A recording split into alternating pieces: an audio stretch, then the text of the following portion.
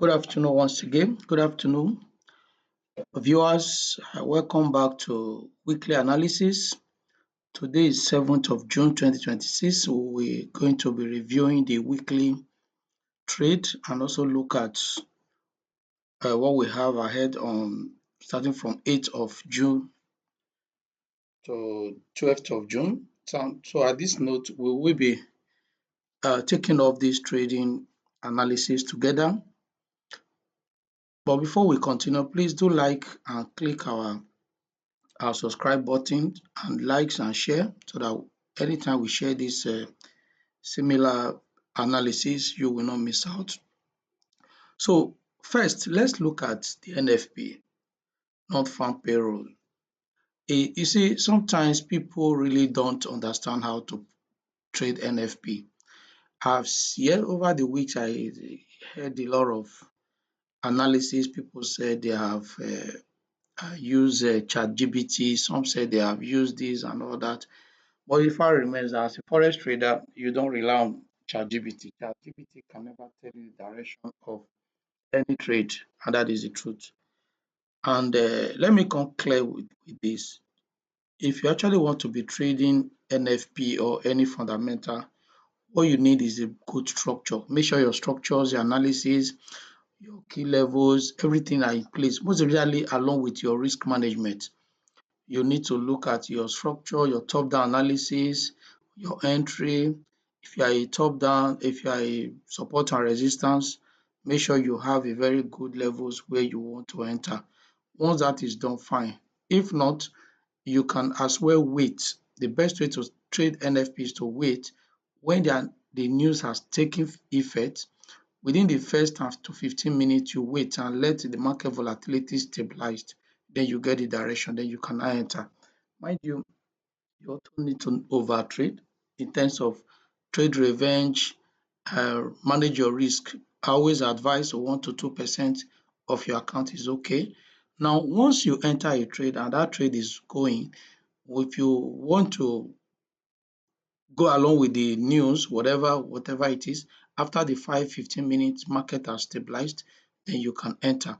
Then you can now set your stop loss in a level where you are sure the market will not reverse back by managing your risk. Now, if the market give you 1 to 2, then you lock up, you break even. Break even, if you now want to leave it for it to continue to run to 1 to 3, 1 to 4, 1 to 5, depending on the direction. If it's an uptrend, you want it to be going up. If it's a downtrend you are taking, you want it to be going down. Good. But make sure your risk level at the first entry is 1 to 2, then you lock up, then you can allow it to run. That is why sometimes people end up with 1 to 5, 1 to 6. But if there's any retracement, you can just take you off, then you are sure of 1 to 2. And remember, before you enter, wait for a retracement. In most cases, when the market and FP takes effect or fundamental takes effect, there's always going to be a first retracement. That first retracement is very key, and once that happens, then you allow that to stabilize, then you cannot enter. That is the best way to trade NFP or any other pairs or any other market. Or in the sense, another aspect is not all markets, all pairs you can trade. Most especially, I recommend Euro USD, GBP USD, USD JPY, gold. Fine. These are major pairs that go with NFP. The USD pairs are good, and some major pairs that are GBP, JPY, GBP, CAD, those ones that have similarities with USD pairs can also go, but majorly USD pairs are the major pairs you can trade during NFP, right? Now, before we conclude on that, and as I've always said, you need to manage your risk. Risk management is key in anything you do when it comes to forex, right? Now let's go over the during the week trade on gold. Now you can see what we have here. We had about 4 trades during the week and they all went well. Now if you look at what we have here, let's go back to our daily because I normally take my gold on daily.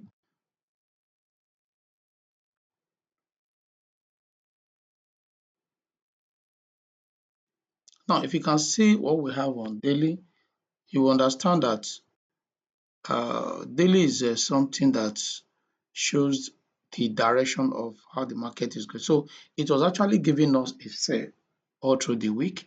Now we decided to allow this. If you check, this was on Monday. We allow this market to retest back to this zone. Look at this zone here. That immediately the market retests back to this zone, which is 4,000,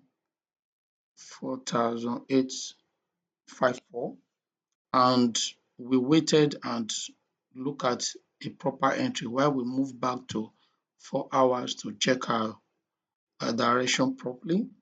Now, at that level, we saw that market was actually uh, moving in our direction. So this is where we have this entry as at that time. Then the market dropped down. Now we had another pullback, but I think we traded that pullback little. Then we had a very good peep before we exited.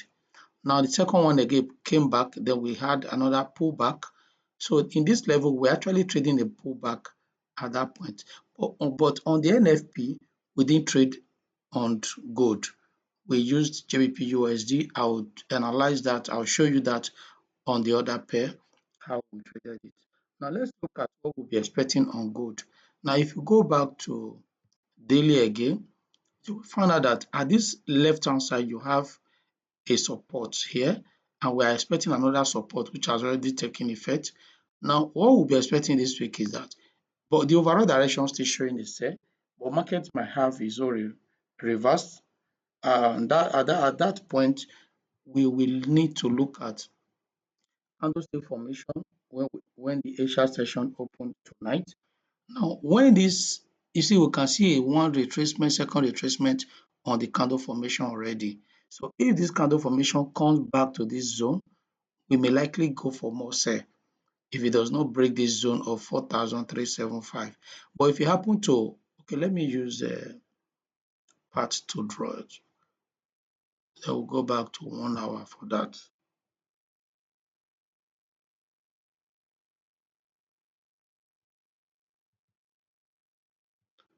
So we're in 1 hour, right? Now let's say we have these candle formations were already retracing. Now we have a pullback to this level. If this pullback happen not to break here, we're going to be selling down more again. Or it might come back to this level now and continue to go up from there. So we might likely have a pullback up, buying up to this level before possible having a retracement down. So that is what we'll be expecting. But for this Asia session, let's see how the market will perform. But I think it's good we monitor the Asia session to be over. Then on the London session, we might have a stability in gold to know what direction. But for me, it's still going to be more of a sell if it breaks this level. But if it does not break this level and it still range in this zone, we expect it to come up and break the second key level, which is 4379. And once it breaks that 4379, then we are heading up again. Well, we might likely still sell until all this area is clear up. Until this area is clear up before we can confirm a buy. If this area is not clear up, we are not sure of a buy. We'll still be looking more of a sell. That is what we have for gold for today. Now let's look at GBPJPY. On the GBPJPY, let's go to our full direction. So we are still more of a sell because we had a very double top resistance, 1, 2, 3, and the resistance is still showing that we are still heading downward. So we might likely still continue to sell down to 210.318. Now that is what we are seeing. Then NFP actually help us to push it down a little, but not as effective as USD cards and USD pairs. Now you can imagine this is double top, and this double top actually reflected on this minor zone. We expect it to come to the major zone, but it did not. It happens on the minor zone and drop down again. So what we'll be expecting now is the market is still more of a sell because this double top has not fulfilled its assignment. So we might extend this resist double bottom or support here. Now this support has already been touched. We need to wait to see maybe possibly market will have to come back to retest this minor zone, then drop down again. That is what we'll be expecting for GBP JPY because the lower zone is still very clear that market is trying to come and clear up all this zone, all this space that has not been tested before. So once that happens, then we will now be looking for any other direction. But for me, if you check back weekly, okay, let's use a clear pitch.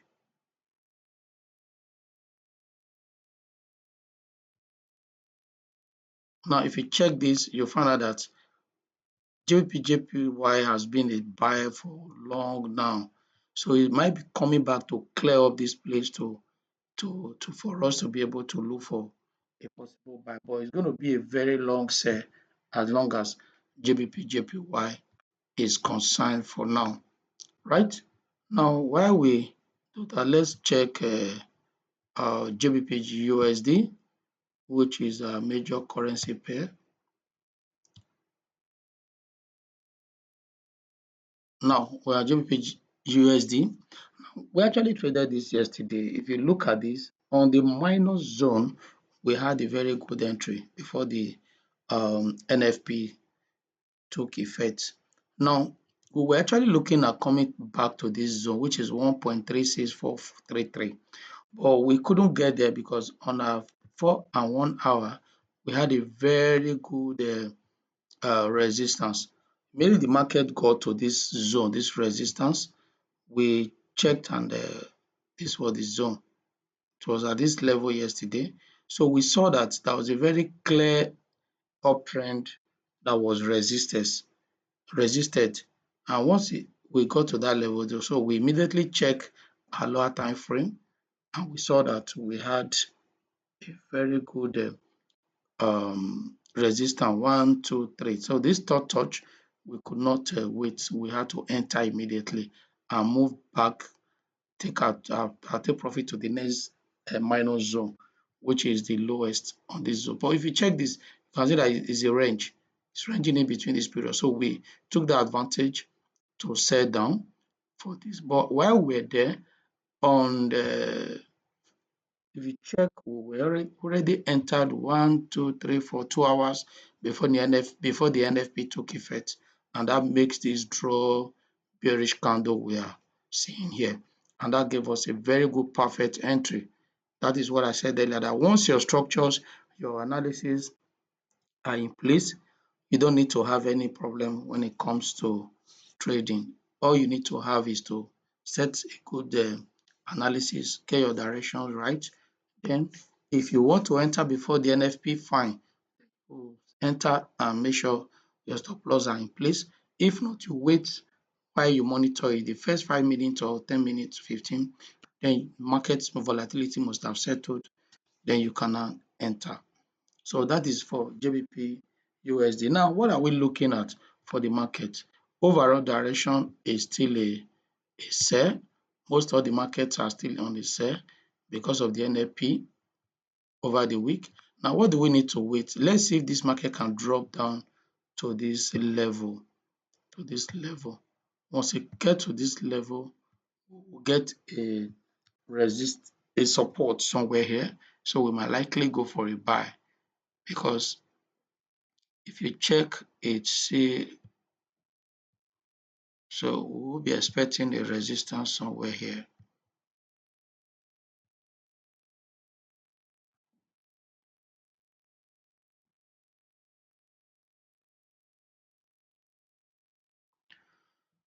So let's see how that's help us to have a resistance. So if you can see that this candle has broken this trend line coming from down. Okay, let me just increase the thickness of that candle so that we can see it clearly. So this candle um, has been taken off.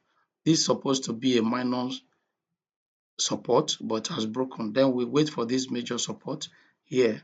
Once that is touched, might likely go back to this range again because we're on a ranging market so far. So what we'll be expecting is that we might likely have a buy somewhere here, maybe at the London time.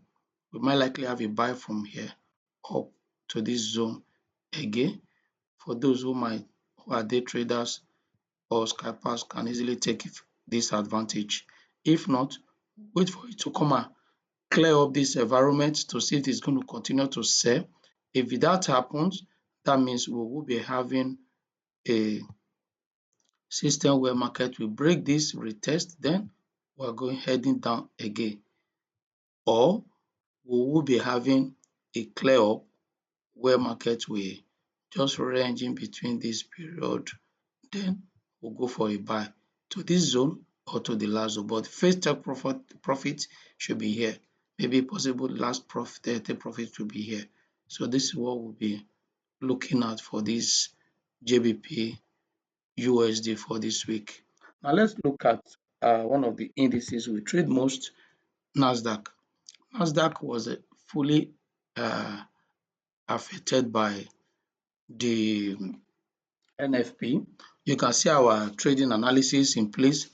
We're uptrend until we got to this level. So we're moving in this um, falling knife or break downtrend.